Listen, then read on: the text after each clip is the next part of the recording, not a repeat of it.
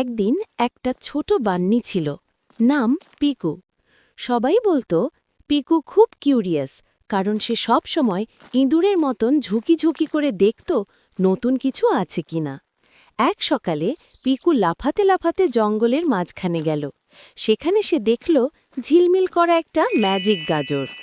গাজরটা সোনালি রঙের, আর তার গায়ে হালকা ঝিলিক পড়ছিল।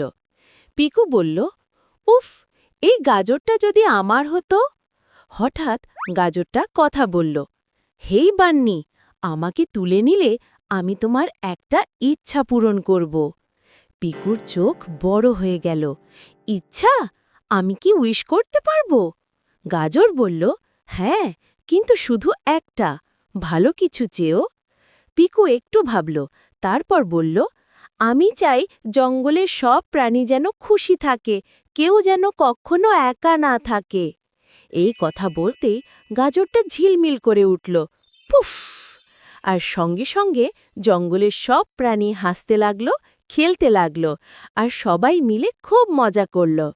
গাজর হেসে বলল, পিকু, তুমি চাইলেই নিজের জন্য কিছু চাইতে পারতে, কিন্তু তুমি সবার জন্য চেয়েছ, তাই তুমি জঙ্গলের সবচেয়ে স্পেশাল বান্নি।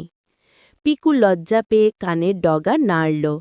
সেদিন থেকে সবাই তাকে ডাকত গোল্ডেন হার্ট বান্নি।